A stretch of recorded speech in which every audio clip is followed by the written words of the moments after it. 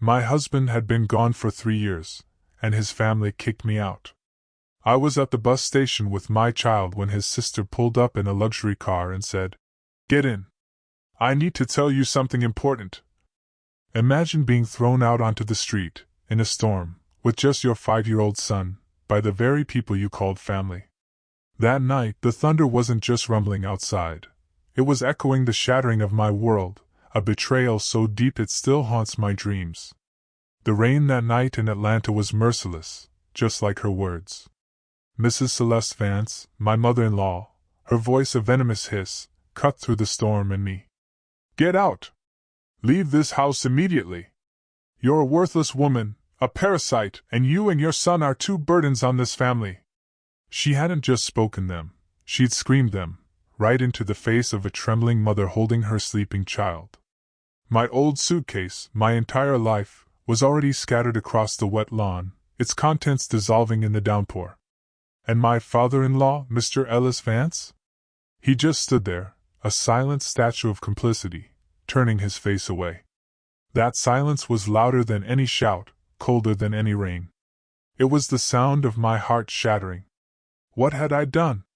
What had I possibly done to deserve this? For 3 agonizing years, ever since my beloved Sterling, my husband, vanished on that ill-fated business trip, I had poured my entire soul into this family. I swore I'd live for him, care for his parents, keep his memory alive by keeping his home intact. I transformed myself from a bookish girl into a tireless woman. Every morning, I was up before dawn, preparing their meals, cleaning their sprawling 3-story house. My meager earnings from the fulfillment center? Every single cent went straight to Mrs. Vance. I didn't dare keep a penny for myself. I swallowed every insult, endured every cutting remark. My cooking wasn't good enough? I'd try harder, master her favorite dishes. I was provincial, unfashionable? I'd wear my worn clothes, day after day, because that's all I had. She even mocked me for only giving her 1 grandson, for not having more children. Each time, I'd just lower my head, silent, letting my tears dissolve into the fabric of my old clothes. I truly believed, with all my naive heart, that if I was just sincere enough, if I tried hard enough, they would eventually see us, truly see Zion and me, and love us. But I was so wrong. I was foolish to believe in humanity where only cold, calculating selfishness reigned supreme. The memory of Sterling, my gentle, warm husband, washed over me, a fresh wave of grief. This house, it used to be a home when he was here. He'd always defended me against his mother's endless complaints. "Mama, don't be too hard on her," he'd say. "Amara is still young. You can teach her slowly." He was a loyal son, giving every dollar he earned to his mother, keeping just enough to treat me to my favorite snacks. He worked hard, he said, so we could all have a good life. Then came that morning, 3 years ago. He had a last-minute business trip to Chicago. He hugged me, kissed little Zion's forehead. "Daddy's only going to be gone for a few days," he promised. "Be good, you two." Who knew those would be his last words? The last time I'd feel his warmth, hear his voice. His flight suffered an incident, vanishing without a trace over Lake Michigan. No wreckage. No sign of life. Just gone. A gaping void in my heart, in my life, that nothing could fill. From that day, my life became a living hell. My mother-in-law, whom I'd once respected, transformed into a monster. Not a shred of compassion for her grieving daughter-in-law. To her, Zion and I were just thorns, burdens. She blamed me for everything. "You're a jinx," she'd shriek. "You killed my son!" She called me a freeloader, even as I worked my fingers to the bone to support them. And tonight? Tonight, little Zion had accidentally broken her beloved porcelain vase. That was it. The final straw. She used it as an excuse, tossing us out into the stormy night, without a single dollar, without a backward glance. With Zion in my arms, I stumbled aimlessly through the relentless rain. My heavy suitcase scraped a miserable tune on the wet asphalt. My tears mingled with the cold rain, salty and icy. Where was I supposed to go? Back to my parents? They were old, frail, living in a poor rural town deep in Mississippi. I couldn't burden them further. I just kept running, like a lost soul. When my feet were raw and aching, I stopped in front of the downtown Atlanta bus terminal. The harsh, yellow neon lights illuminated tired faces, broken lives, much like my own. I found a hidden corner under a flimsy awning, squatted down, and covered Zion with my thin rain jacket. He stirred, snuggling closer, searching for warmth. "Mommy, I'm cold." My heart tore into a million pieces. "My child," I whispered, holding back a sob. "I'm so sorry. I'm so sorry I can't give you a complete home." I sat there, surrounded by the chaotic symphony of the terminal, utterly desperate. What future awaited us? Amidst that suffocating darkness, I could only offer a weak prayer to my lost husband. Sterling, where are you? Do you see your son in me? Please protect us. The despair that choked me in that moment, it was absolute.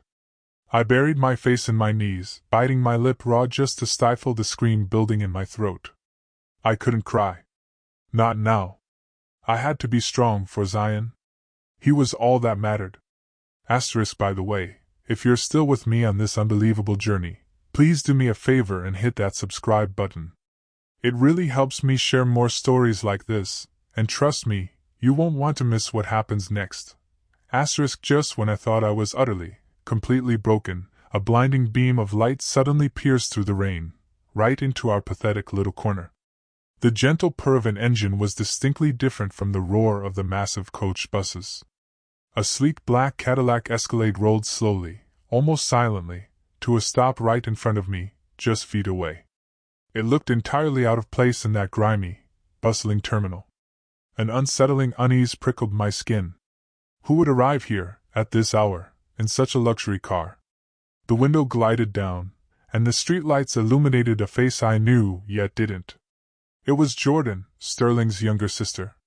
She wore large sunglasses, even in the deep night, her chestnut brown hair fashionably dyed, her lips painted dark red.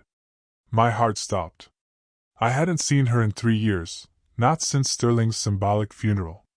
Back then, she was a rebellious girl, always looking at me with a resentful side eye. She never even called me sister-in-law. I'd heard she ran away, living some wild life, rarely coming home. Mrs. Vance used to curse her name, calling her an unruly daughter who brought misfortune. But now she sat in an expensive car, radiating a terrifying coolness and composure. She slowly removed her sunglasses. Her sharp eyes fixed on me, devoid of emotion. "Get in," she commanded, her voice monotonous, leaving no room for argument. I remained frozen, my head spinning. Why was she here? How did she even know we were at the bus terminal? Had her mother called her? Was this another trap? I clutched Zion tighter, my eyes full of suspicion. "What are you doing here?" Jordan didn't answer. She just repeated herself, a flicker of impatience in her voice. I said, "Get in." "Do you want your son to freeze to death here?" Her words struck my deepest fear. I looked down at Zion.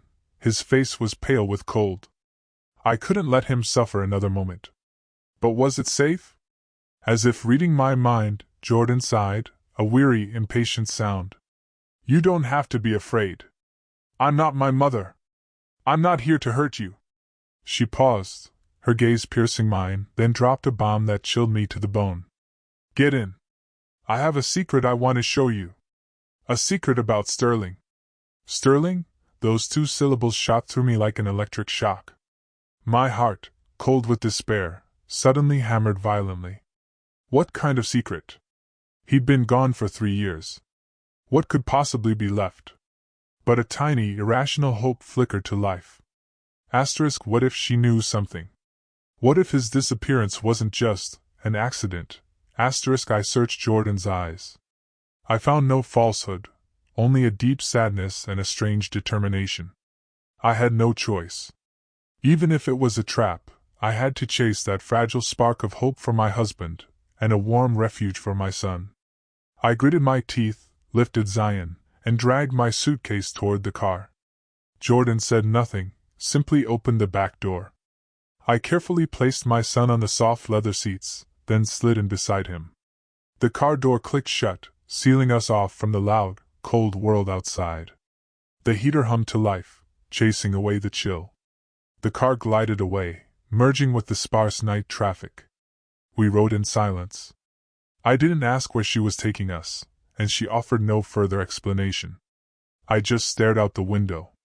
Atlanta, blurred by the rain, looked utterly alien. My mind raced. Jordan had changed so much. From an indifferent sister-in-law to this mysterious, powerful woman. Where did she get the money for this car? What was this secret? The car finally stopped in front of a luxurious high-rise in a wealthy district, a place I could never have even dreamed of. Jordan led Zion and me into an apartment on the 25th floor. It was spacious, clean, and fully furnished. A world away from the cramped room we'd once shared. You and your nephew can rest here. You are safe for tonight. Jordan placed the key on the table. Her voice was still cool, but now there was a hint of tenderness. She looked at Zion, sleeping soundly on the bed, then turned to me, her gaze complicated, pity and fierce determination warring within it. Tomorrow morning, once you've calmed down, I'll show you the real reason why Sterling couldn't come back. The luxurious apartment fell silent, broken only by the gentle hum of the air conditioning.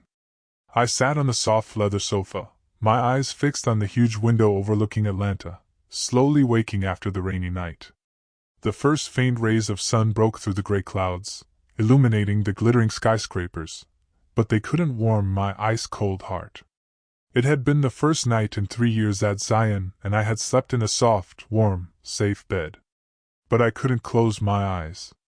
Every word, every image from the last few days replayed in my mind, Mrs. Vance's shouting, Mr. Ellis's indifferent gaze, the despair at the bus terminal, and then Jordan's mysterious appearance. It was a chaotic, irrational slow-motion nightmare. Little Zion was still fast asleep, perhaps too tired, or finding peace here after the trauma. His small, rosy lips even curved into a faint smile. Looking at him, my heart twisted again. What would become of his future?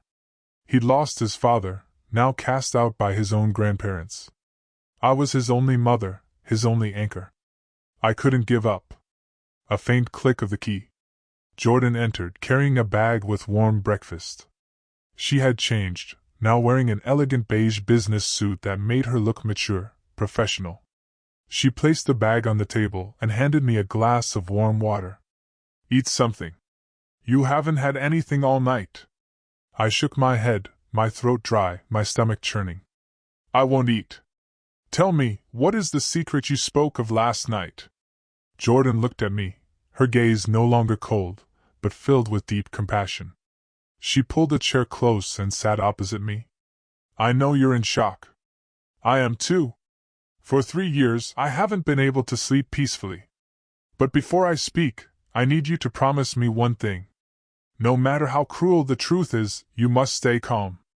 For little Zion and for Sterling. When she mentioned my husband, a fresh wave of grief hit me. I took a deep breath, trying to steady myself. Fine, I promise. Jordan said nothing more. From her designer handbag she pulled out a small recorder and a thin folder. She placed the device on the table and pressed play. A faint, crackling recording began. The sound wasn't clear, obviously secretly recorded, but I instantly recognized the voices. A deep man's voice. A thin, nagging woman's voice. My father-in-law. My mother-in-law. Stop it! Constantly chastising the daughter-in-law. Aren't you afraid she'll suspect something? Mr. Ellis's voice, annoyed. And if she suspects, what can that country bumpkin do? It's a blessing I even let her live in this house. My son is dead. She has become worthless. Don't you see it? She and her son are just 2 hungry mouths feeding off this house every day. Mrs. Celeste's voice, sharp as a razor. But she's the mother of our grandson. Grandson? Wake up. Sterling is gone. The line of this house is finished. I tell you, I will find a way to get rid of both of them when the time is right. This house belongs to us, and Sterling's inheritance belongs to us too. I won't give that woman a single dollar. The recording ended. I sat there, frozen, my hands clenched so tightly that my nails dug deep into my palms, drawing blood I didn't even feel. So that was it. In their eyes, my son and I were nothing but parasites.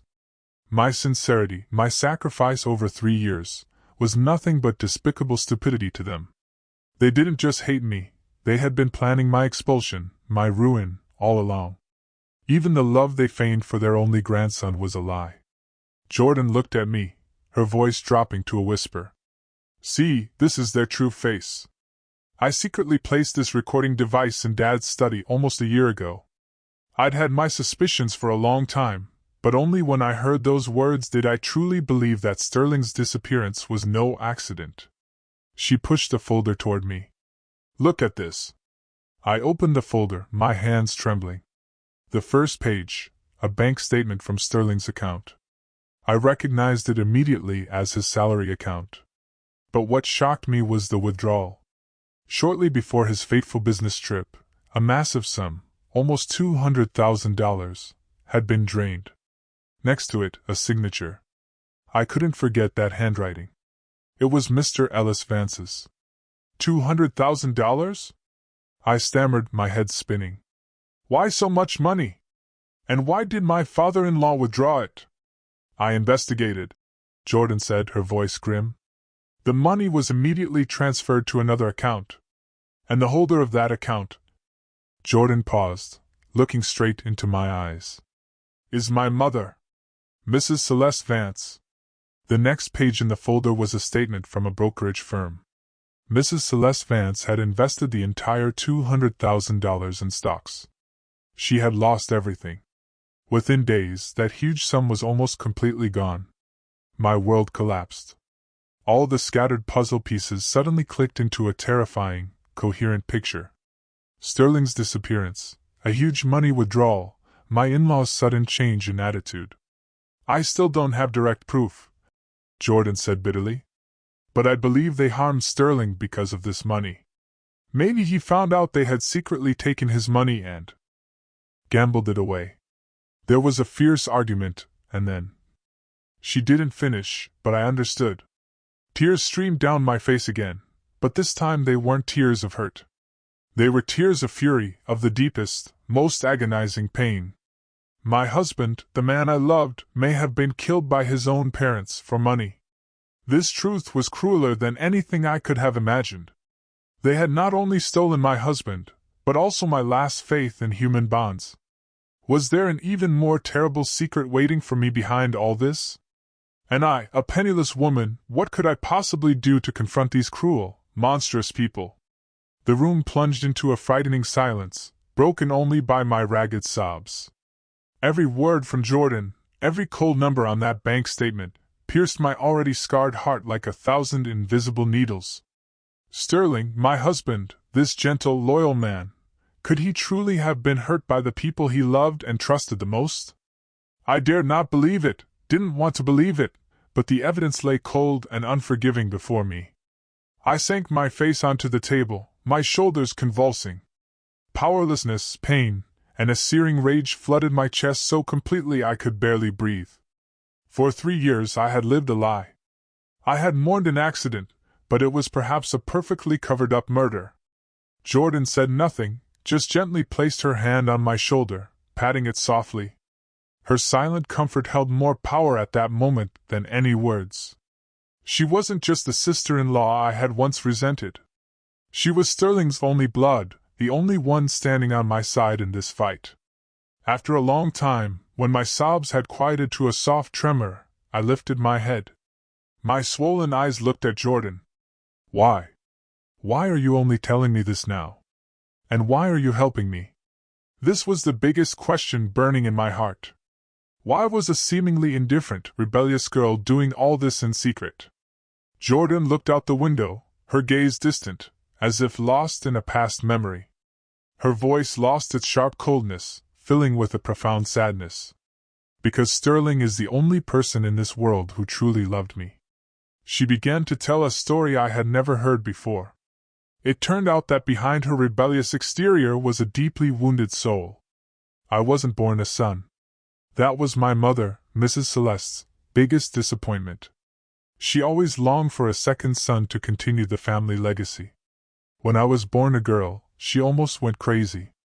My childhood was marked by baseless beatings and constant criticisms, always comparing me to Sterling. In her eyes, I was a useless daughter, a failure.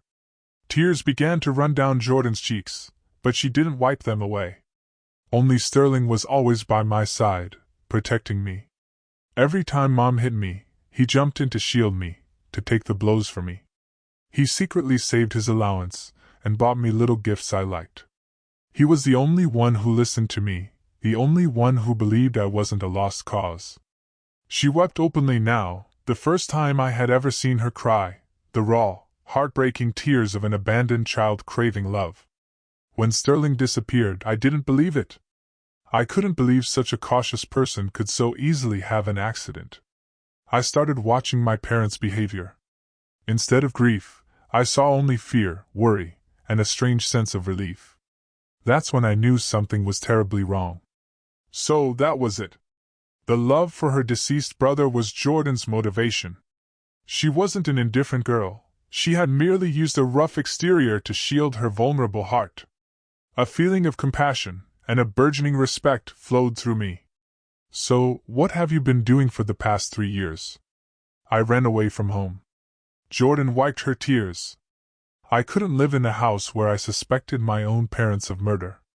I took all kinds of jobs, from serving in a bar to working as a saleswoman. With the money I earned, I hired a private investigator to secretly conduct inquiries. This car, this apartment, it all belongs to a good friend who helped me. He was also a close friend of Sterling's before.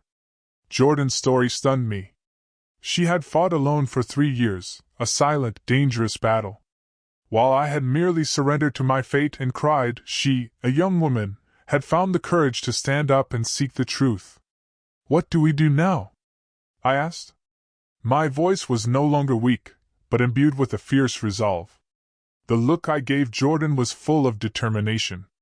"We can't let them get away with this."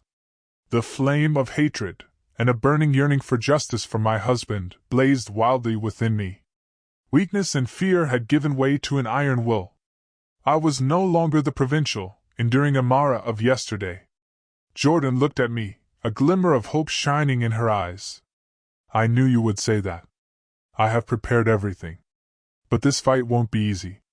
My parents are not simple people. They have money. They have contacts. We need more evidence, irrefutable evidence, to expose their crimes." Her words sounded like a battle cry. I knew that from this moment on, we were allies, comrades who would walk this path together until the end. "Sterling," Jordan continued thoughtfully, "he was a very cautious person. I believe that before anything happened, he surely left a clue, something only his closest confidants could find." Her words were like a key, unlocking a forgotten compartment in my memory. I suddenly remembered. About a week before his business trip, he had given me a small, finely carved wooden box.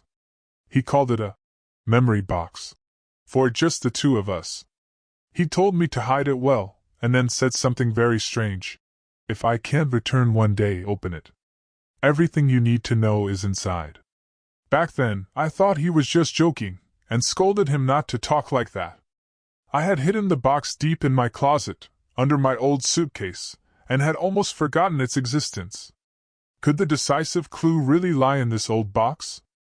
And what shocking secret did it hold? The blurred memory suddenly became strangely clear, like a lightning bolt streaking through the dark sky of my mind. Sterling's words that day, the look in his eyes when he gave me the box, all of it suddenly took on a completely different meaning. It wasn't a casual joke. It was a final will, a preparation for the worst. My heart began to beat frantically, excited and terrified all at once. The box. Yes, there is a wooden box.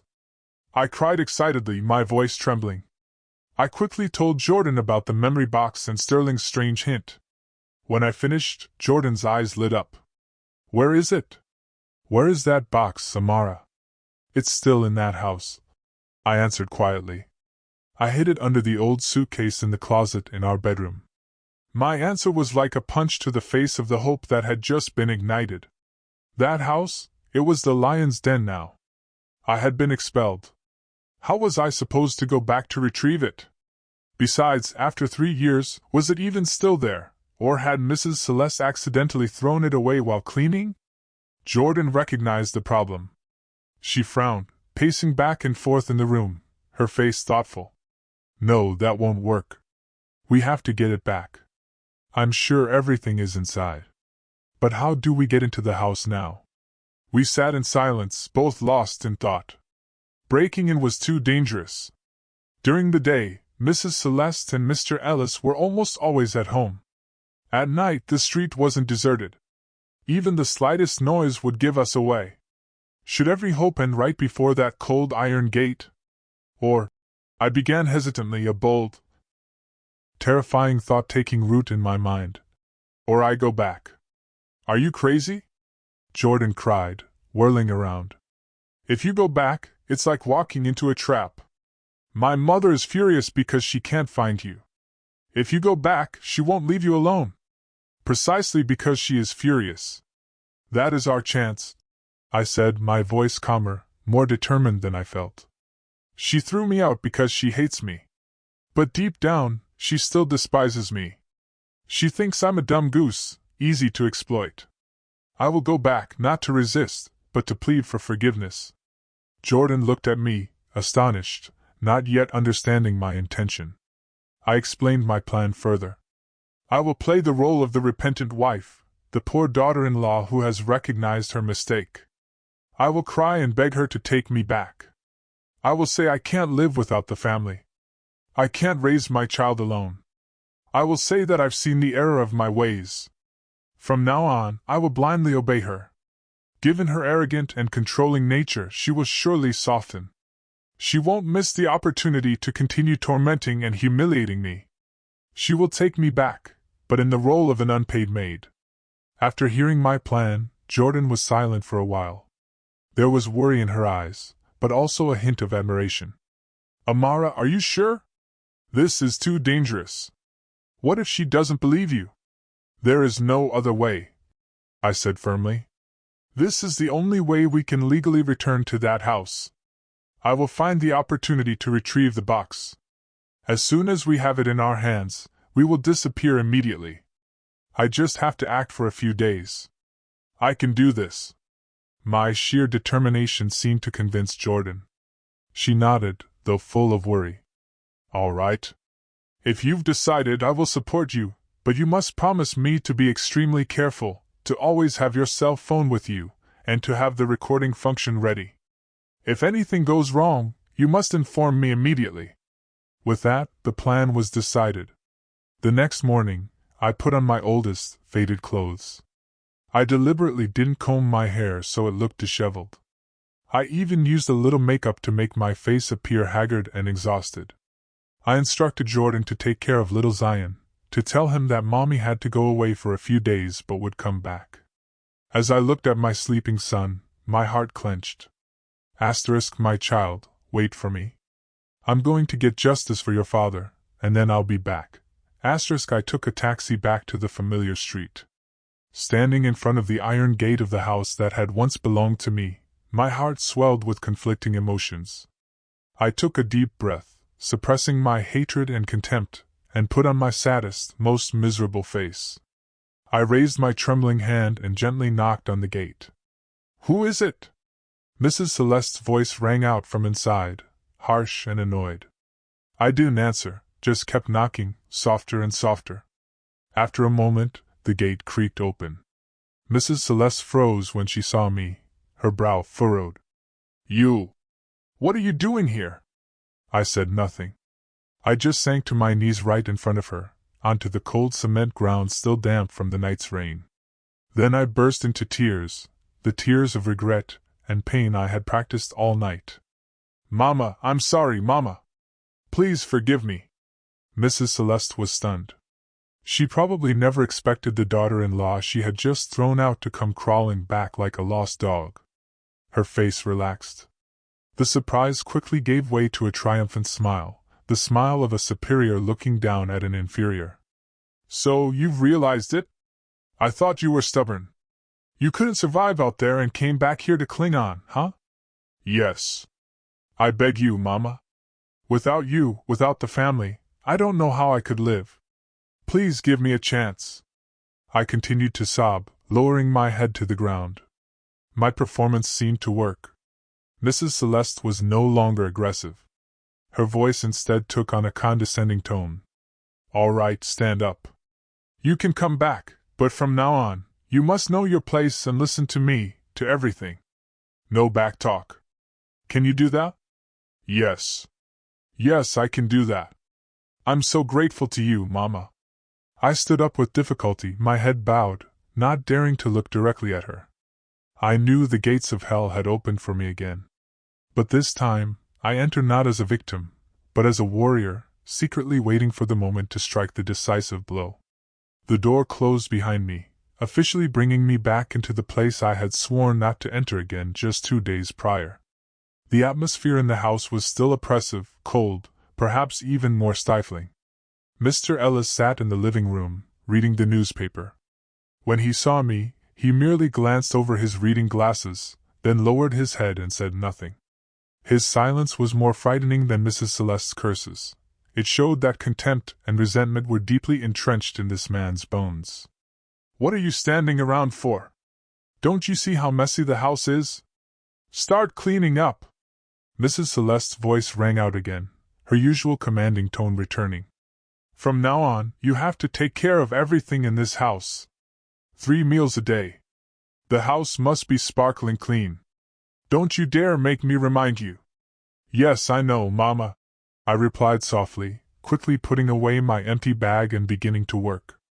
The life of an unpaid maid had officially begun. Mrs. Celeste seemed intent on fully exploiting my repentance. She made me work from early morning until late at night. Cleaning, washing, cooking. I had no break. She intentionally created messes for me to clean up and deliberately criticized my cooking, humiliating me in front of Mr. Ellis. I gritted my teeth and endured everything. Every swear word, every contemptuous look from them was etched into my mind, fueling my motivation to quickly find the truth. My only goal now was the wooden box, but reaching it was harder than I had imagined. My husband's in my bedroom, the only private space I had, was now occupied by Mrs. Celeste. She claimed her downstairs room was too damp. She wanted to move upstairs where it was fresher. I knew it was just an excuse. She wanted to take over my space, to erase every trace of me from this house. More importantly, she wanted to control me. I was not allowed to enter that room without her permission. Every time I walked past the closed bedroom door, my heart burned. The box, the only clue, was in there. Only a wall away from me, but unreachable. How was I supposed to get in now? I couldn't act recklessly. The slightest mistake would instantly make Mrs. Celeste suspicious, and my plan would fail. I had to be patient, wait for the right moment. I continued to play the role of the poor, understanding daughter-in-law. I worked harder, endured more, and never complained. Even when Mrs. Celeste intentionally spilled a bowl of hot soup over my feet, I bit my tongue, endured the pain, and hurriedly apologized to her for standing in the way.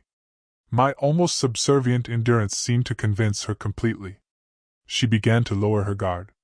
The opportunity finally arose on a Saturday afternoon, about 3 days after I had returned.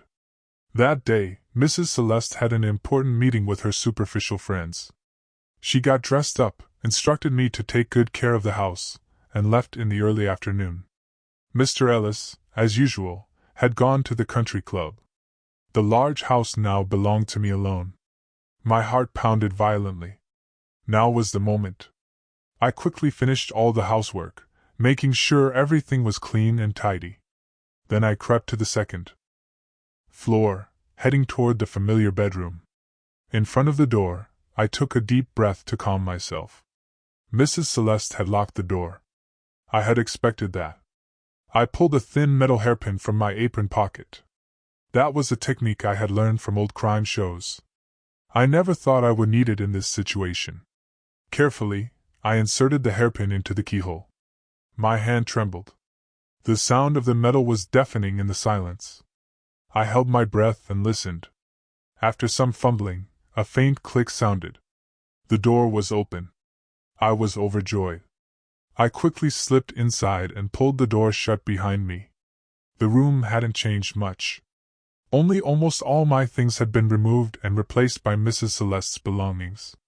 The cheap perfume smell of hers hung heavily in the air.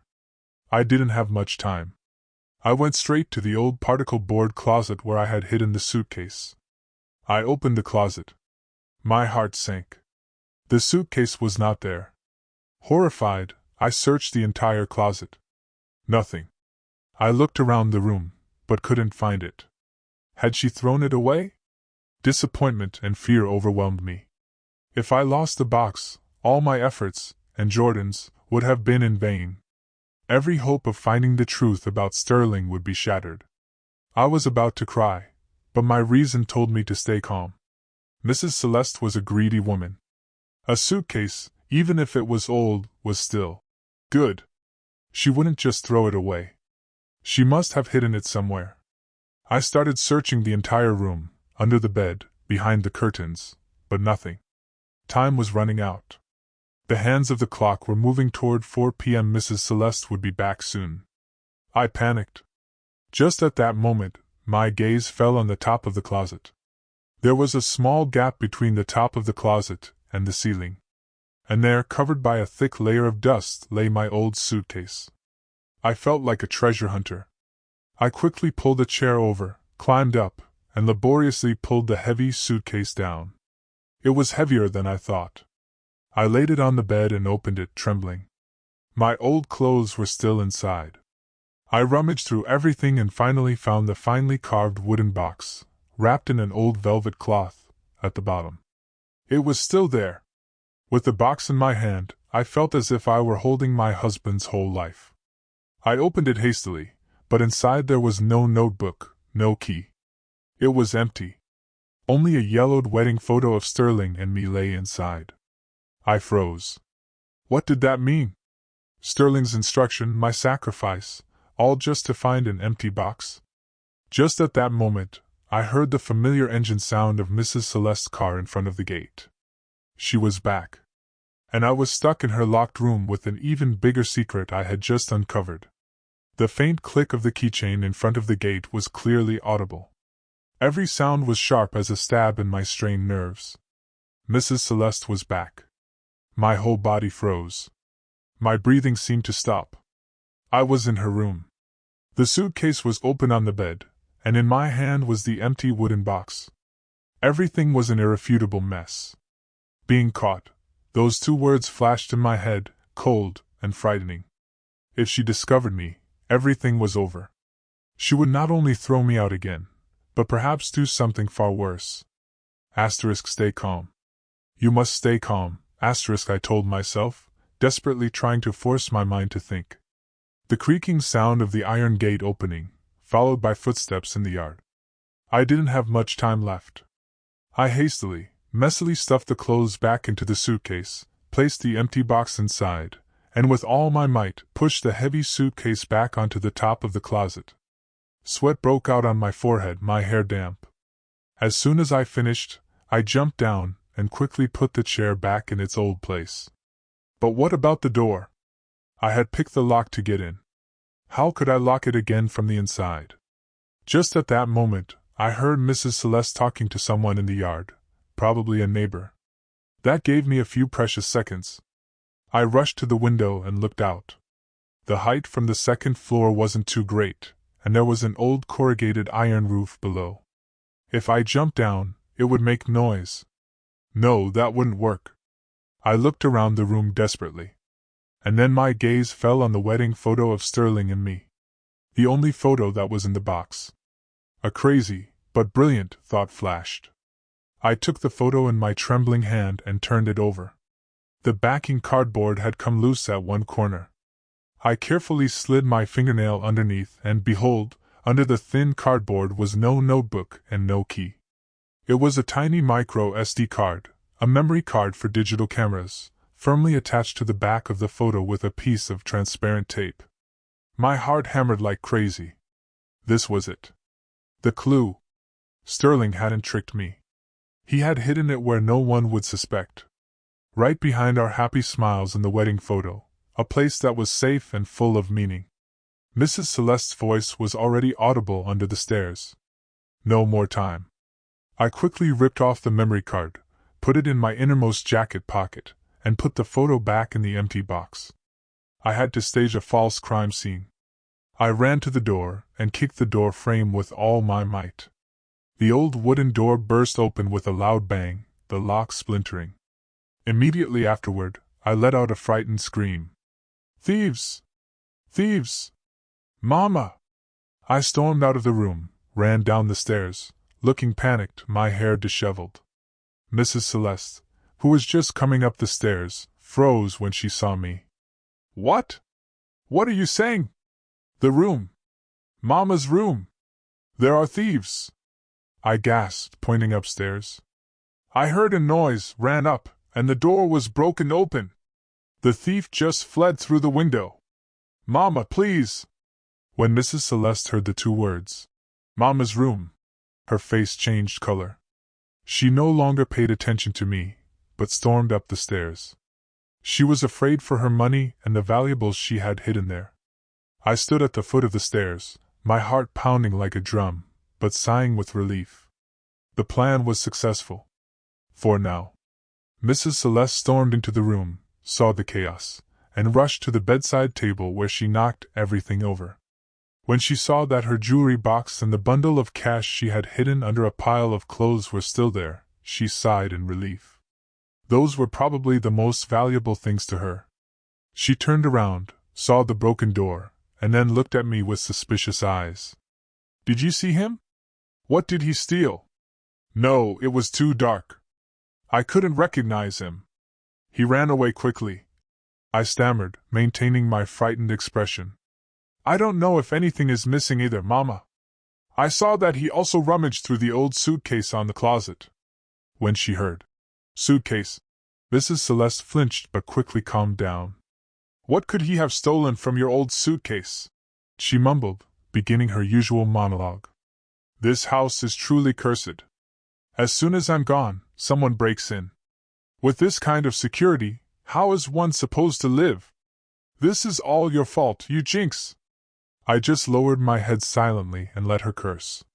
In my heart at that moment, there was only excitement, only the memory card. What secret did it hold? Would it be the key to solving everything? I couldn't sleep that night. I didn't dare stay in that house for another second. I lied to Mrs. Celeste that I was too scared and wanted to stay at a friend's house for a few days to calm down. She was too busy dealing with the broken door and her fear of loss to stop me. I quickly left with only one goal in mind, to find a place where I could read the contents of the memory card. I took the last bus and traveled to an old student apartment complex where Jordan was already waiting for me. It was a small, simple room, one of the secret bases she had prepared. Jordan was already waiting there with a laptop. "Are you okay? I was worried," she asked hurriedly when she saw my exhausted appearance. "I'm okay. I made it," I said, trembling, pulling the memory card out of my jacket pocket. "But it's not a notebook or keys. It's this." Jordan took the memory card. Her eyes were full of surprise and tension. She inserted the card into the laptop. The screen lit up, and only a single folder with the name, "The Truth," appeared. My heart seemed to stop. Jordan's hand trembled as she opened the folder. Inside were numerous video files named sequentially, and the first file was recorded exactly 3 days before Sterling's disappearance. Would the terrible truth soon come to light? And did it have to do with my in-laws, or was there another power behind it? The small room suddenly became strangely oppressive. The faint light of the laptop illuminated both our faces, taut like stretched wires. Jordan's index finger trembled, hovering over the mouse, as if she didn't yet dare to face the truth. I took a deep breath, trying to calm my racing heartbeat. "Open it," I said hoarsely. Jordan nodded and decisively clicked on the first video file. The video began without sound, only images. It was a hidden recording from a high angle, probably concealed somewhere in Sterling's study at home. I immediately recognized the familiar room, the wooden table, the bookshelf, and the peace lily I always watered. Sterling sat across from a strange man.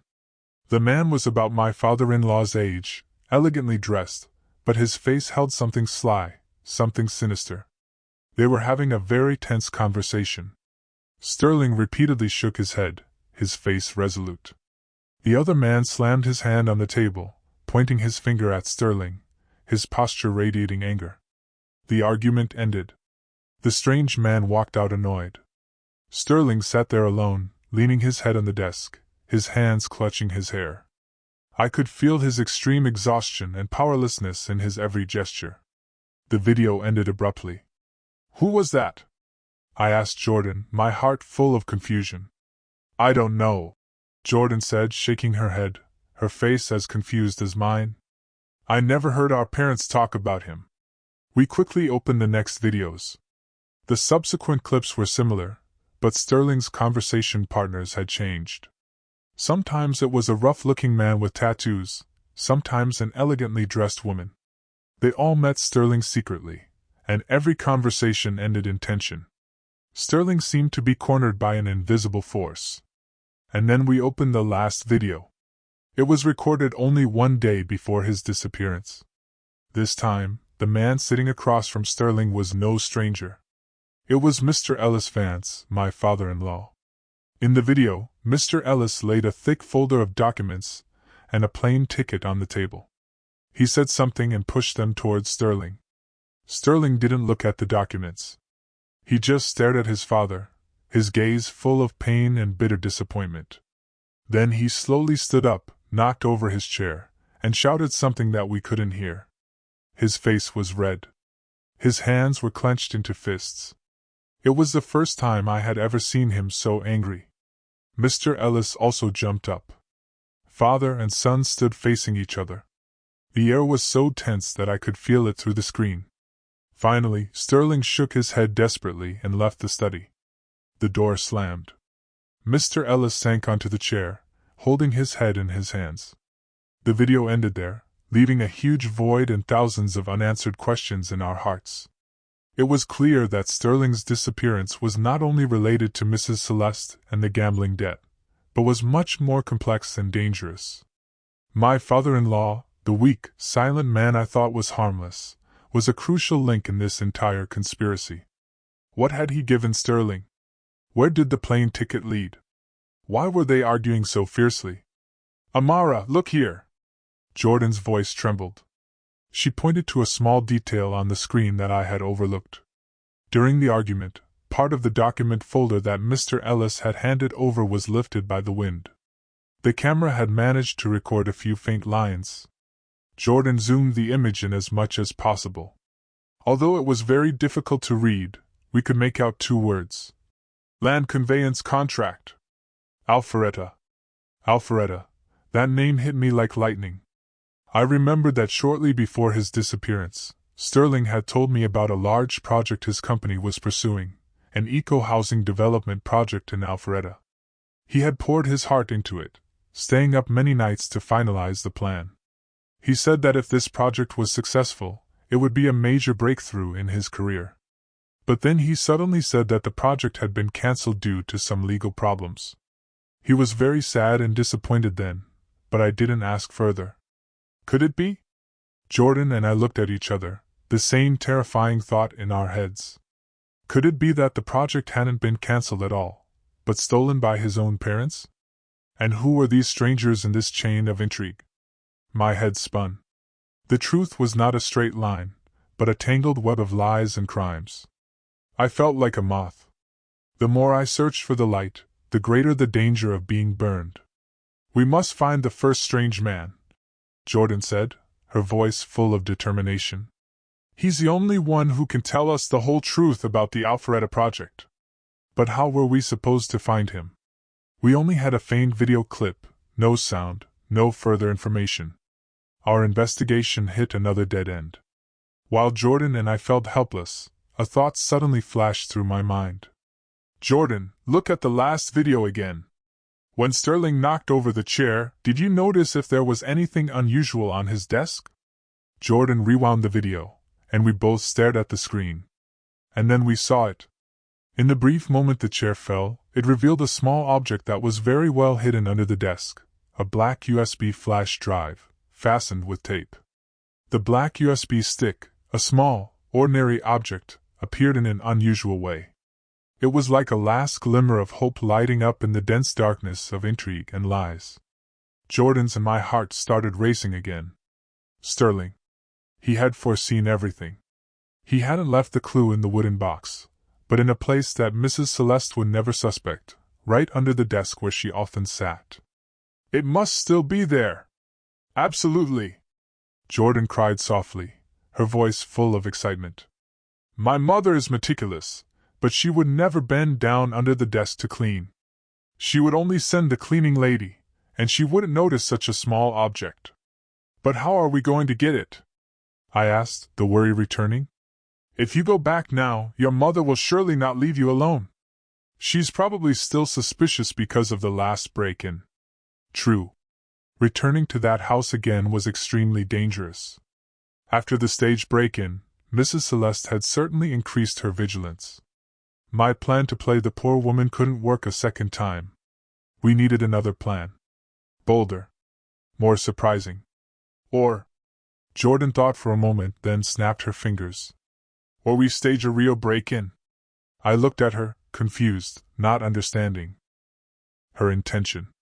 Jordan winked at me, a rare, mischievous smile on her lips. We won't do it ourselves. We'll have someone else do it. Have you forgotten?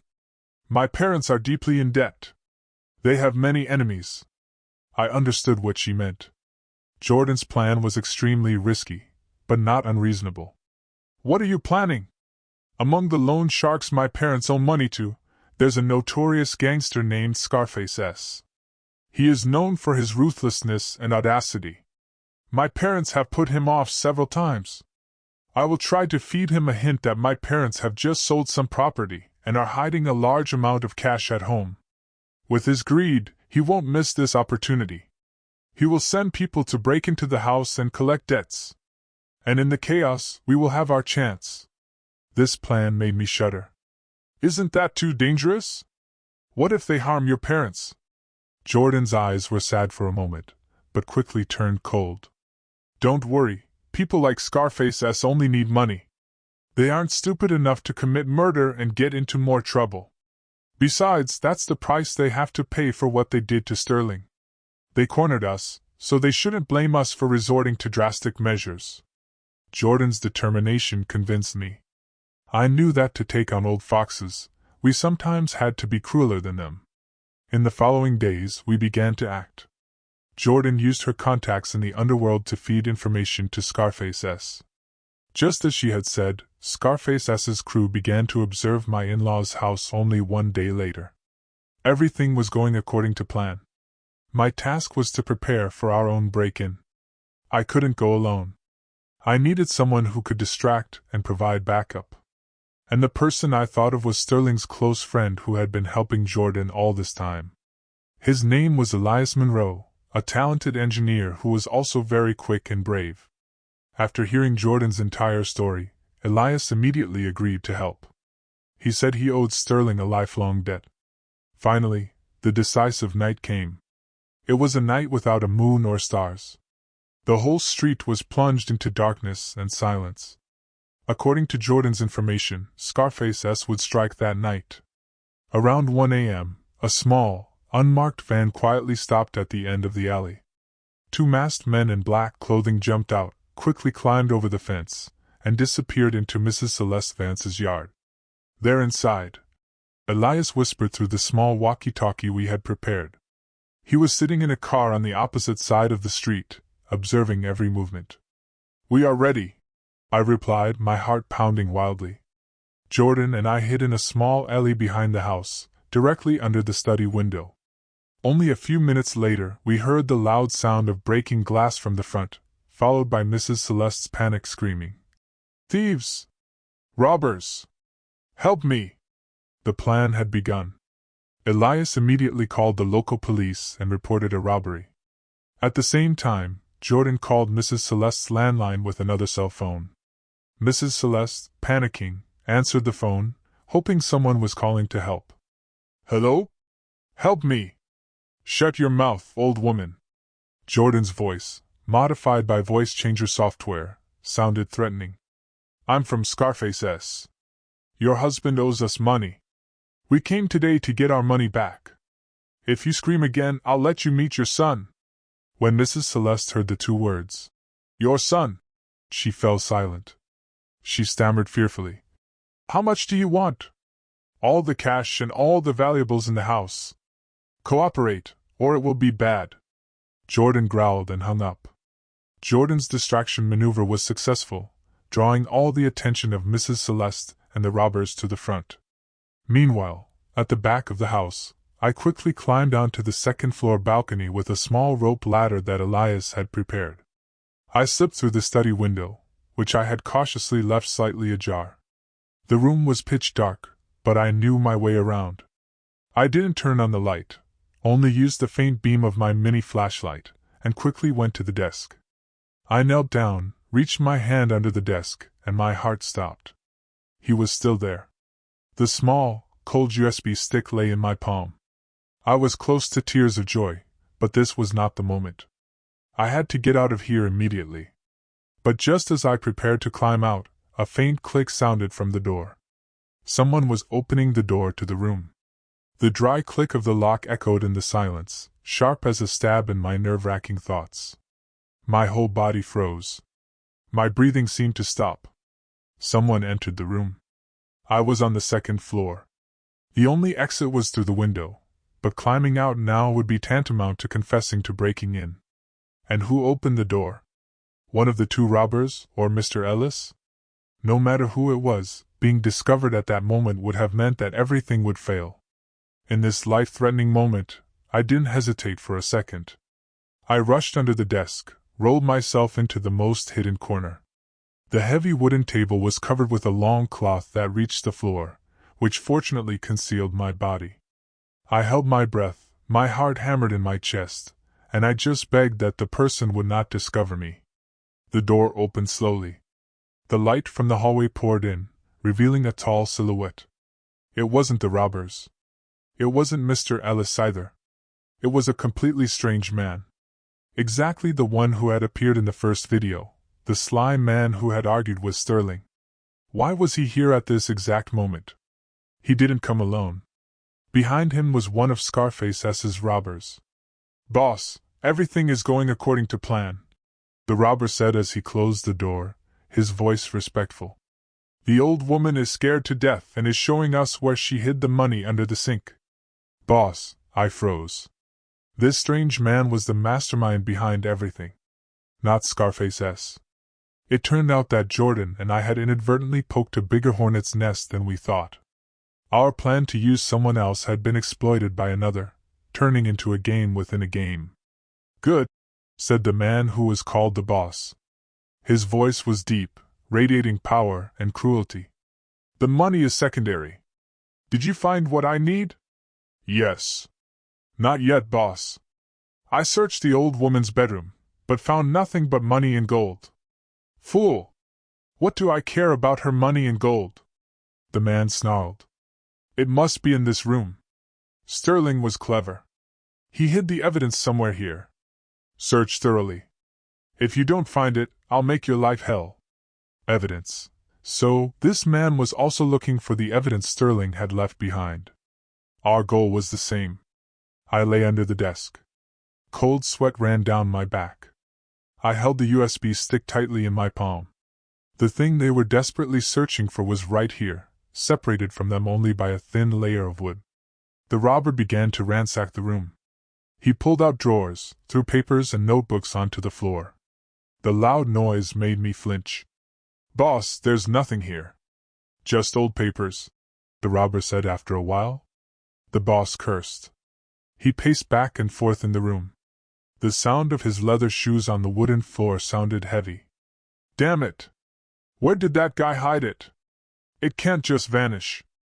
If that comes to light, we're all dead." He stopped right in front of the desk, separated from me only by the long tablecloth. I could smell the scent of his expensive cigar smoke. My heart threatened to jump out of my chest.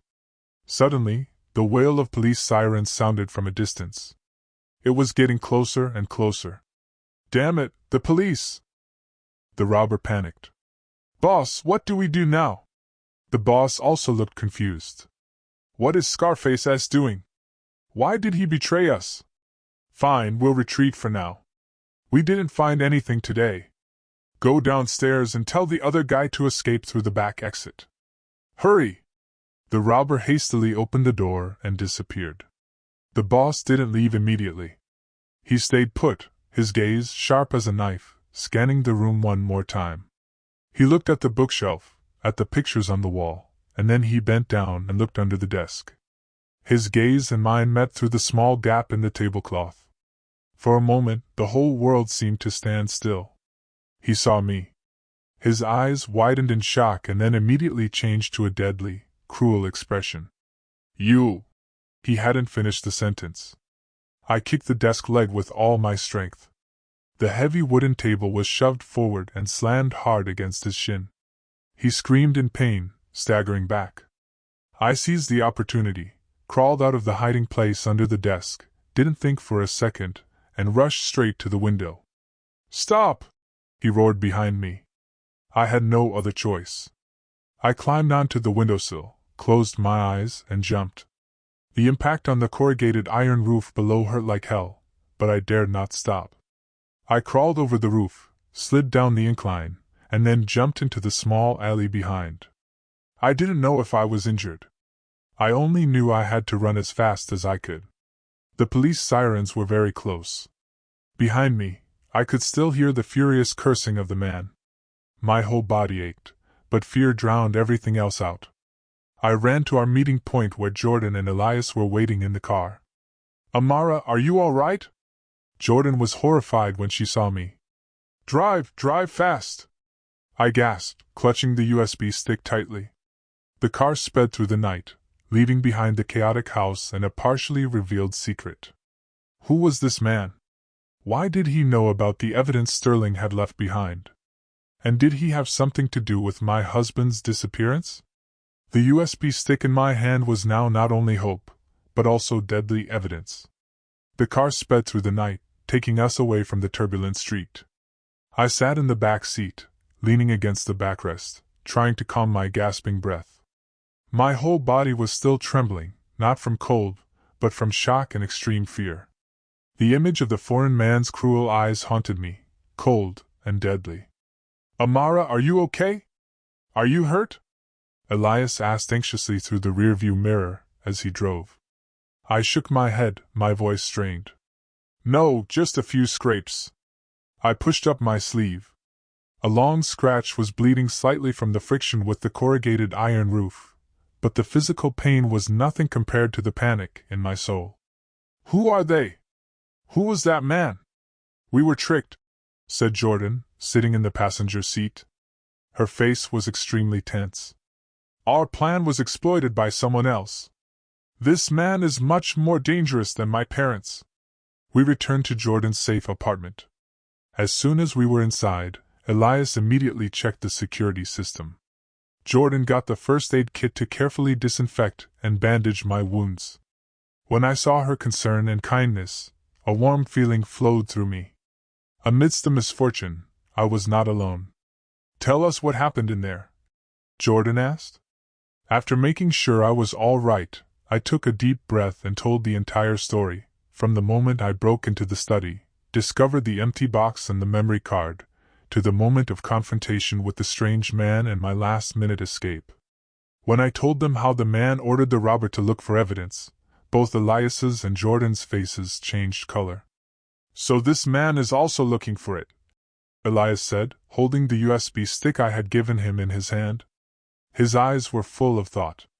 "That proves that the content in here is extremely important. Maybe it's the key to the lives of many people." Without hesitation, he plugged the USB stick into the laptop. This time, we were not excited or eager, but tense and anxious. We knew that what we were about to see could be a terrible secret. The USB stick didn't contain many files, only a single audio file and an encrypted text file. Elias opened the audio file first. Again, a dialogue sounded, but this time the sound was much clearer, probably recorded with a professional device. I immediately recognized the voices of three people: Sterling, Mr. Ellis, and the strange man. "Sterling, don't be so stubborn," Mr. Ellis said pleadingly, his voice mixed with fear. "Give the original plans and all the documents back to Uncle Victor. You can't win against him."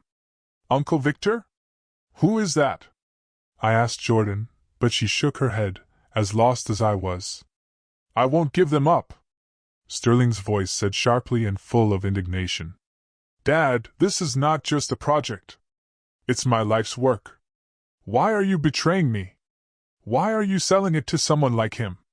What do you know?" The voice of the man named Victor rang out, condescending and arrogant.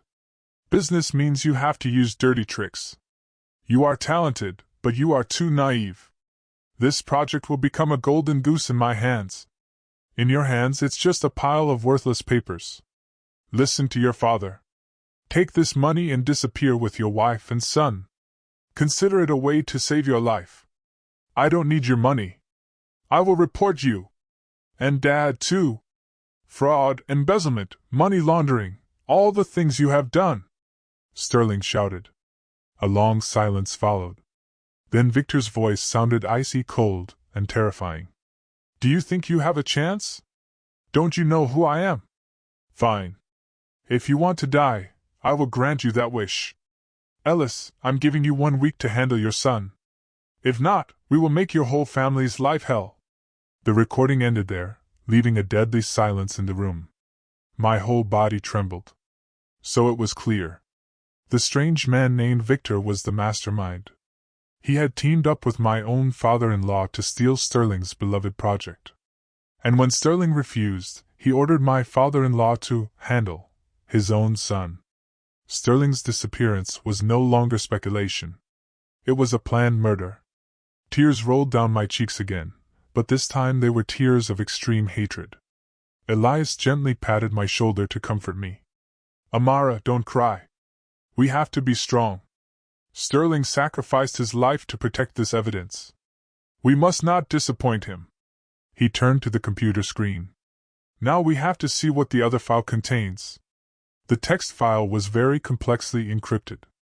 Elias, with his professional hacking skills, needed almost an hour to break through the firewall. When the first lines appeared, we all held our breath. It was not a project plan. It was a testament. A testament that Sterling had written with all his clarity and pain. "To Amara, my beloved wife, if you read these lines, I am probably no longer among the living." The letter began with loving, heartbreaking words. He apologized for not being able to protect me and give me a fulfilling life. Then he told the whole truth. The Alpharetta Housing Development Project, his child, was not just an ordinary real estate project. It was a green project that used the most advanced renewable energy technologies. A project that could change the face of the entire region. But precisely because of this enormous potential, Victor Thorne, a notorious real estate mogul in the criminal underworld, had set his sights on it. Victor had used his contacts and dirty methods to put pressure on and force my father-in-law's firm to sell the project at a bargain price. And my father-in-law, out of fear of Victor's power and greed for short-term profit, had agreed to betray his own son's life's work. Sterling had found out. He had tried to prevent it and collected evidence about Victor's illegal activities, from money laundering and tax evasion to threats and seizing land from local landowners. He hadn't expected that his father, whom he had always respected, could become so cruel because of money. Sterling's handwriting expressed deep pain. "He has chosen to stand on the side of evil. He gave me a plane ticket and a large amount of money demanding that I leave the country and forget everything. But I can't do that. I can't close my eyes to the crime. I can't leave you alone. I have decided to stay and fight until the end." And at the end of the letter there was a paragraph that made my whole body freeze. "Amara, if something happens to me, Trust no one in my family, not even Jordan. Not even Jordan. The last lines in Sterling's testament hit my strained mind like an invisible sledgehammer. My whole body froze. My breathing seemed to stop. I slowly raised my head, my gaze confused and suspicious, and stared at the young woman sitting right next to me. Jordan, the sister-in-law I had just given my full trust to, the only ally I thought I had. Was she also part of this cruel game? Jordan was no less stunned. She stared at the lines on the laptop screen, her beautiful face chalk white, not a drop of blood left on it. No, he can't be serious, she stammered, her voice trembling. Sterling, why did he write that? What did I do wrong? Elias, sitting next to her, was also frozen. The entire room again fell into a stifling silence, but this time the silence was not the silence of unity, but the silence of distrust, of an invisible wall that had just been erected between us. I looked at Jordan, trying to find a sign of falsehood in her eyes, but all I saw was panic, hurt, and extreme pain. She was also shocked. Couldn't believe that her brother, whom she loved so much, could distrust her. I don't know anything. I swear, Amara. Jordan broke down, weeping. Tears of anger ran down her cheeks. For 3 years, I searched for the truth alone. I hate my parents. I hate Victor. I just want justice for my brother. Why didn't he trust me? The pain in her voice was too real. It didn't sound like acting. But Sterling's last words, the words of a man facing death, couldn't be a joke either. There must be a reason, a problem that Jordan herself was unaware of. Please calm down, said Elias, who was the first to regain his composure. He looked at me and then at Jordan. Sterling wrote these lines when he was cornered. Maybe he discovered something that made him distrust everyone. We can't condemn Jordan based on a single sentence. There must be a reason. Elias's words helped me calm down a little. Right. I couldn't panic. The most important thing now was to find the reason for Sterling's warning. Jordan, try to remember. I tried to keep my voice steady. Did anything happen between you and Sterling shortly before he disappeared? Or did you unintentionally pass on information to your parents? Jordan sobbed, trying to rummage through her memories. No, nothing. Everything between him and me was normal. He even gave me a large amount of money and told me to go on vacation for a while and distract myself, not to stay home. He said something unpleasant would soon happen at home. I thought he was just being overcautious. She paused, her eyes widening as if something had just occurred to her. Oh yes, one thing happened. About 2 weeks before he left, I lost my cell phone. You lost your cell phone? Elias and I asked simultaneously. Yes. Jordan nodded, her face full of regret. I was at a bar with friends that day and drank a little too much. The next morning when I woke up, my phone was gone. I searched everywhere but couldn't find it. I just thought I had been careless or had been stolen. I immediately got a new SIM card. A lost cell phone. This detail seemed small, but in this situation, it could be the most important link. The phone wasn't lost, Elias said, his voice now sharp, chilling. It was stolen. And the thieves were your parents. They read all the messages. They knew Sterling suspected them. They even knew he was collecting evidence. And they also knew that you were the only person he trusted. And that's why, I continued, my throat constricted. That's why Sterling thought you had betrayed him and passed the secret on to your parents. The warning wasn't because he hated her, but because he was so hurt when he thought that even his sister, whom he trusted the most, was on the side of the enemies. When Jordan heard that, she collapsed with her face on the table, sobbing. Injustice and regret tormented her. Just because of a moment of carelessness, she had unintentionally put her brother in a more dangerous situation and had to carry the unjust stigma of a traitor for 3 years. I put my hand on her shoulder to comfort her. It's not your fault. You are also a victim. Now is not the time to blame yourself. We know the truth. What we have to do now is to make the criminals pay the price, exonerate you, and get justice for Sterling. The truth was revealed. The distrust between us was resolved. Now we were even more closely connected and determined. But a bigger question remained. Was Sterling really dead, or just missing as Victor had suggested? And if he was still alive, where was he? The question of whether Sterling was still alive hung heavily in the oppressive and unsettling air. Deep down, I always held a tiny spark of hope, a persistent belief that he was still somewhere in this world, waiting for us to find him. But reason told me that given the cruelty of Victor and the complicity of his own parents, the chance of his survival was almost zero.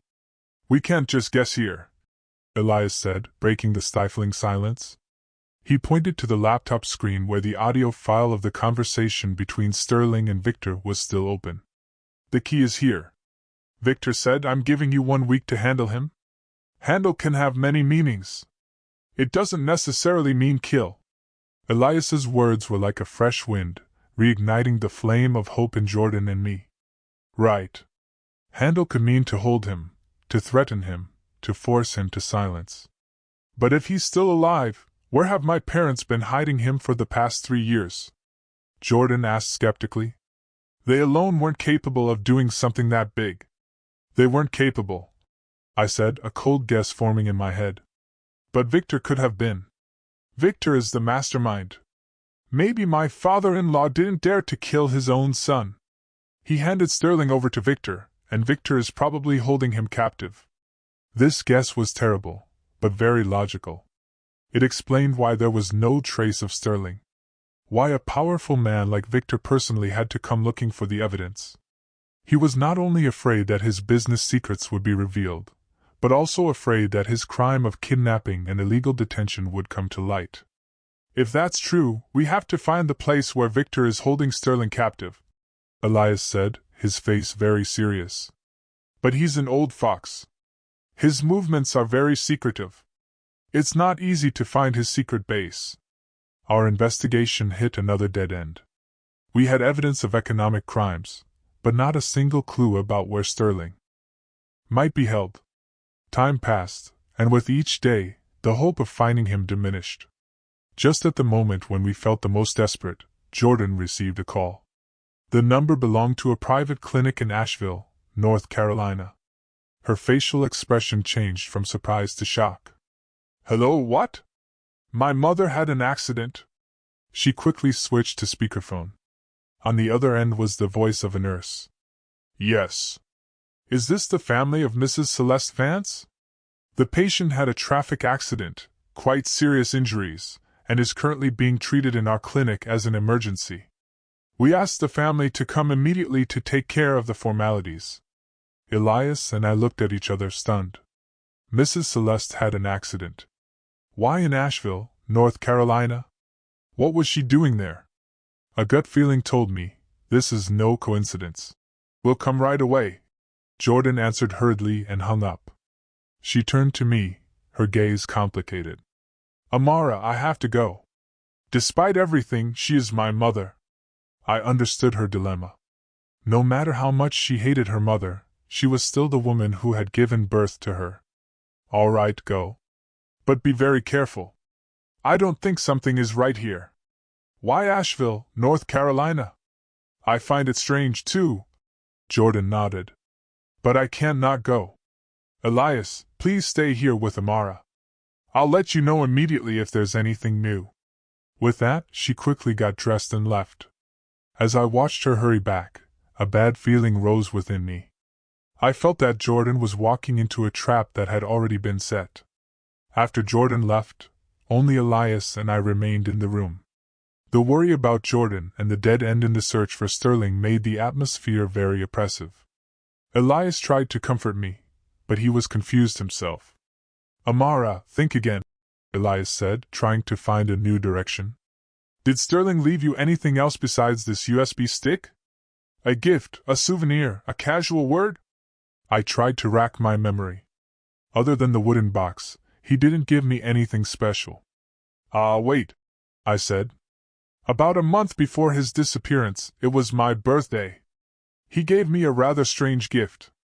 No flowers, no jewelry, but a small cactus." "A cactus?" Elias frowned. Was it anything special? I don't know either, I admitted. It was just a normal cactus, the kind with long spines and red flowers. He said the cactus symbolized strength and perseverance. He wished that I would always be so steadfast no matter what difficulties I went through. I took it with me when I left the house. It's now on Jordan's windowsill in this apartment. My words seemed to catch Elias's attention. He hurried to the balcony where I had placed the plant. He looked at it for a while and then suddenly cried, "Amara, come here!" I quickly ran over. Elias pointed to a cactus spine near the base of the plant. The spine looked normal, but when I looked closely, I noticed that it was different from the others. It wasn't as sharp, and its color was slightly darker. Elias used a small pair of tweezers to carefully remove the spine. And then, we couldn't believe our eyes. It wasn't a spine. It was a tiny piece of metal that was perfectly disguised. And when Elias carefully opened it, inside was a GPS tracking chip. The GPS chip, a small, almost invisible electronic device, was so cleverly hidden in the spine of a cactus. Elias and I were stunned, standing frozen for several seconds. My head spun. I tried to connect the events. Sterling was Sterling again. He had planned everything in advance. The seemingly simple birthday gift was, in fact, a lifeline, a secret path he had left for himself. "My God, Sterling, he's really too smart!" Elias exclaimed, his voice full of admiration mixed with surprise. "He foresaw that he would be kidnapped. He hid this chip in the hope that you would find it one day. But why a cactus? Why didn't he tell me directly?" I asked, my heart full of questions. "Because he couldn't," Elias explained, his face very serious. "At that time, Sterling knew he was being monitored. Every call, every message could be intercepted. He couldn't say it directly because it would have put you in danger, too. He could only use a metaphor, a way that only you, his wife, could understand. The cactus symbolizes strength and perseverance, and perhaps also a place that is dry and remote."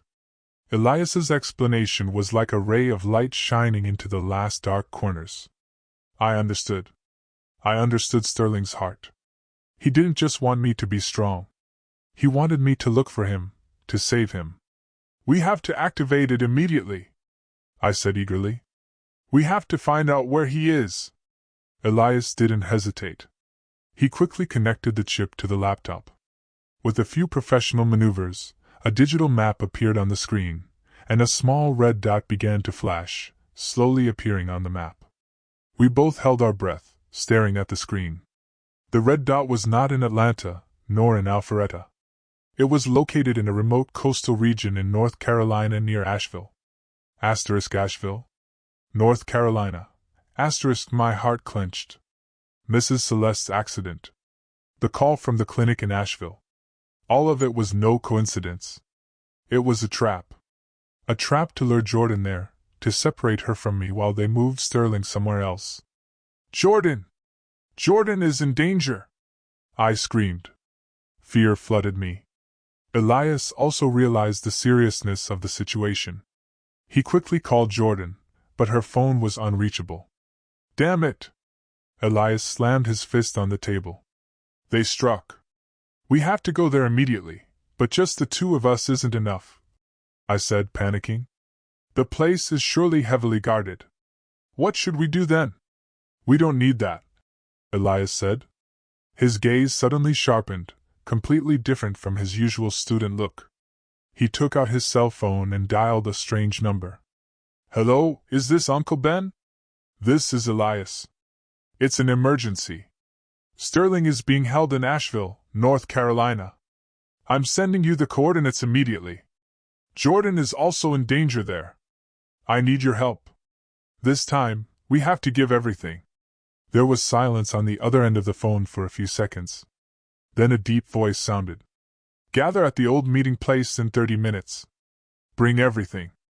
The call ended. I looked at Elias, confused. "Uncle Ben? Equipment? Elias, who are you really?" Elias looked at me, his eyes full of meaning. "Amara, there are things I can't tell you yet. Sterling and I are not just friends. We are brothers in another family. Uncle Ben is the leader. You just need to know that today, even if we have to turn all of Asheville upside down, we will bring Sterling and Jordan back safely." The secret in Elias's words made me even more confused, but his determined and trustworthy eyes calmed me down. I knew I was no longer a lonely woman. Behind me stood an entire force I had never known existed. Sterling's brothers, who had been through thick and thin with him. We had no time to lose. Elias quickly copied all the data from the USB stick onto an external hard drive and gave it to me. "Amara, you can't come with us. It's too dangerous. Take this and go to a really safe place I've arranged and wait for our message." "No," I said resolutely. "Sterling is my husband. Jordan is my sister-in-law. I can't wait idly. I have to come with you." I looked him directly in the eyes. "But Elias, I won't stand in your way. Let me at least be nearby. I need to see them safe with my own eyes." My determination finally convinced Elias. He nodded. "All right, but you must promise to follow my instructions." "Absolutely." We stormed out of the apartment, speeding into the Atlanta night. A breathless rescue mission was about to begin. Elias's car sped down the highway toward Asheville, North Carolina. The night sky was pitch black and heavy, as if a storm was about to break. The location where Sterling and Jordan were being held was an abandoned mansion on a cliff overlooking a lake, completely isolated from the residential area. When we arrived, almost a dozen men in black suits with cold faces were already waiting. "Where's Uncle Ben?" Elias asked. The man who looked like the leader shook his head. "Uncle Ben said he had something more important to do. We'll just stick to the plan." The plan was quickly drawn up. They split into 2 assault teams. One team attacked directly to distract. The other, led by Elias, sneaked along the cliff wall at the back to infiltrate. I was instructed to stay in the car and watch through the screen connected to a drone camera. The attack began. Dry shots with silencers echoed through the night. The camera screen trembled. I held my breath, following every step of Elias's team. They moved professionally and coordinatedly, like in an action movie. They quickly neutralized the outer circle and entered the mansion. But just as Elias's team was breaking down the front door, a loud explosion sounded from the basement. The whole mansion shook. "Sterling, they're going to blow everything up," Elias yelled over the radio. "Everyone in. Find them immediately." My heart threatened to jump out of my chest. I couldn't stand idly by any longer. I opened the car door and ran toward the smoking mansion. I had to find them. Inside, there was chaos. Furniture was scattered. Victor's henchmen lay motionless on the floor. I ran through the rooms, desperately calling the names of my husband and my sister-in-law. Sterling. Jordan. And then at the end of the corridor, I saw a slightly ajar basement door. Without hesitation, I rushed down the basement stairs. The stairs were dark and damp. When I reached the bottom, a terrible sight met me. Jordan was tied to a pillar, her mouth gagged. Not far away, an emaciated, bearded man lay on an old iron bed. Victor stood there, a pistol pointed at the man's head. Next to him stood Mr. Ellis and Mrs. Celeste. "Everyone freeze," Victor shouted as he saw Elias's team and me rush in. "Take one more step and your beloved son is dead." Although the man on the bed had changed a lot, I recognized his eyes, his gaze. It was Sterling. He was still alive. "Mom, Dad, why are you here?" Jordan stammered after the gag was removed from her mouth. "You foolish child," Mrs. Celeste hissed. "The accident was just a setup to lure you here. All to get your beloved sister-in-law to hand over the evidence." It turned out that everything had been a trap from the beginning. A trap aimed at all 3 of us. The damp, oppressive basement suddenly became a deadly stage. The only yellowish light of a ceiling lamp cast distorted, ominous shadows on the wall. The pungent smell of gunpowder mixed with the scent of mold and fear. I stood there, confronted by Victor's black gun muzzle, and behind him stood all the people who had plunged my life into a tragedy. Mr. Ellis, Mrs. Celeste, and the man I had longed for lay there, weak and fragile like a candle in the wind. "You are very clever." Victor smirked, the smile of a man who thought he had secured victory. "You made it this far, but the road ends here. Hand over the USB stick and all copies. Then I will let your husband and you die gently." "Let him go!" Elias roared behind me. He and his brothers had taken up positions, their weapons loaded. But no one dared to make a reckless move as long as Sterling was held hostage. The situation was tense as a tightly stretched wire. Every small movement could trigger a massacre. "Amara, don't do it. Don't give him anything." Sterling's weak voice rang out. Although he had been held captive for 3 years, even though his body was weakened, his gaze at me was still resolute. "The evidence must come to light. You are still so bombastic."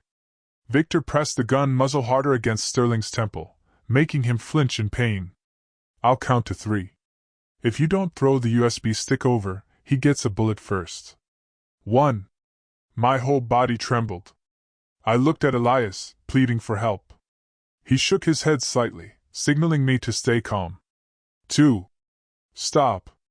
I screamed, my voice broken. "All right, I'll give it to you. Don't hurt him." Trembling, I took the external hard drive out of my pocket and slowly placed it on the floor. "Here it is. Let him go." Victor laughed wildly, a cruel laugh. "Do you think I'm stupid? Kick it over here." I did what he said, lightly pushing the hard drive with my foot across the cement floor toward him. One of Victor's henchmen hurriedly bent down and picked it up. He plugged it into a prepared laptop. "Boss, this is it. All the data is here." "Good. Very good." Victor nodded, his face triumphant. He looked at me, his eyes full of mockery. "Love is really something stupid. For a dying man, you are ready to throw everything away. Now, as a reward for your obedience, I will let you die together." He raised the pistol and aimed directly at me. I closed my eyes. Only the image of little Zion appeared in my mind. "My child, I'm sorry." A deafening shot rang out, but not from Victor's weapon. I flinched, feeling no pain. I slowly opened my eyes. The pistol in Victor's hand had fallen to the floor. His arm was bleeding. He stared, stunned, at the basement stairs where the shot had come from. Everyone turned around. There, out of the darkness, stood a middle-aged man, composed, but his eyes were sharp as a knife. In his hand he held a handgun that was still smoking. "Uncle Ben!" Elias cried in astonishment. The man referred to as Uncle Ben said nothing, just slowly descended the stairs. Behind him, dozens of heavily armed police officers stormed in and quickly overwhelmed all of Victor's henchmen. "Victor, the show is over," Uncle Ben said, his voice deep and full of authority. Victor looked at Uncle Ben, his face chalk white. Who are you?" "Just an old friend of yours." Uncle Ben smiled faintly. "Someone who has been watching you for 20 years and waited for this day to collect an old debt." Mr. Ellis and Mrs. Celeste turned pale when they saw that the situation had changed. They hastily knelt down, weeping and pleading. "Spare us. We were forced. This is all Victor's fault. We have nothing to do with it." But it was too late. The police came and put handcuffs on them. Mrs. Celeste didn't stop screaming and cursing me as the jinx who had ruined their entire family. Mr. Ellis only lowered his head and silently accepted his fate. In the chaos, I quickly ran to Sterling. He had passed out from exhaustion. Elias and the others also quickly freed Jordan. Our reunion took place amidst tears and the wailing police sirens. A few days later, when everything had calmed down, Uncle Ben told me the whole truth. It turned out that he was not only the leader of the underworld group that Elias and Sterling belonged to, he was also the biological brother of one of the victims who had died in a construction accident years ago. An incident also caused by Victor to silence witnesses. For 20 years, he had secretly collected evidence and built up his own power just to one day overthrow Victor's criminal empire. Sterling had accidentally come into contact with him during his investigation into his own father. The two men, with the same goal, decided to work together. So Sterling's disappearance was part of the plan, Uncle Ben explained. Sterling knew that he couldn't confront Victor and his own father directly. He pretended to surrender and allowed himself to be captured to set a perfect trap. He believed that only his feigned death could lower Victor's vigilance and, more importantly, wake you up, Amara. He knew that only love and the pain of loss could make a good-natured woman like you strong enough to search for the truth yourself. I froze. Tears rolled down my cheeks again. It turned out that everything, my pain, my despair, my path to justice, was all included in his plan. He had risked his own life, betting on our love and my strength. And the hard drive was fake, Uncle Ben smiled. He had already sent the original to the FBI when you found it. What you gave Victor was just bait to buy time. The trial against Victor and his accomplices proceeded quickly. With irrefutable evidence, Victor received the maximum sentence. Mr. Ellis and Mrs. Celeste also paid the price for their crimes with long years behind bars. 1 year later, on a sunny afternoon in Asheville, North Carolina, I sat on the shore, watching two men, one tall and one small, playing with the waves. Little Zion laughed loudly in his father's arms. Sterling had almost fully recovered after long therapy. The physical wounds were healed, but the scars on his soul might never completely fade. "Mommy, come here and play with Daddy and me!"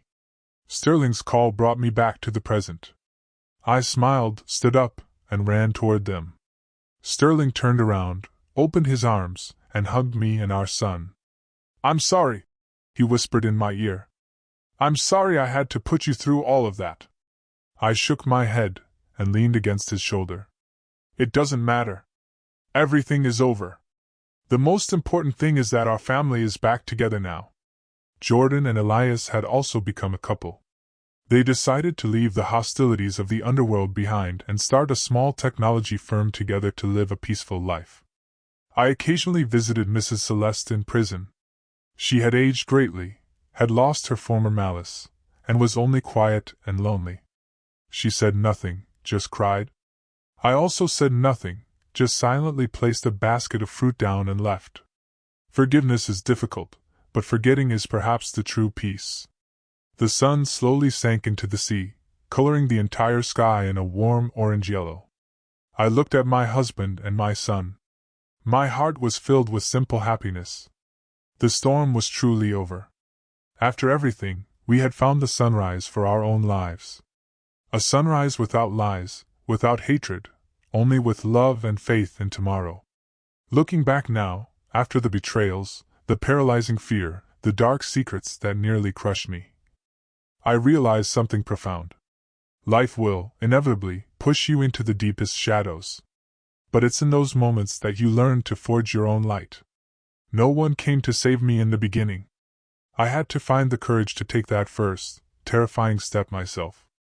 And sometimes, that's all it takes to completely rewrite your story. So if you're out there, fighting your own battles, feeling lost or powerless, please, don't let anyone convince you that you are. You possess a strength within you, a fierce resilience you haven't even begun to tap into. You'd be absolutely amazed at what you can overcome once you decide you deserve better.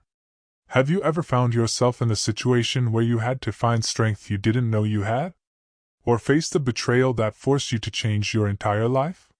Share your thoughts in the comments below. I truly want to hear your stories.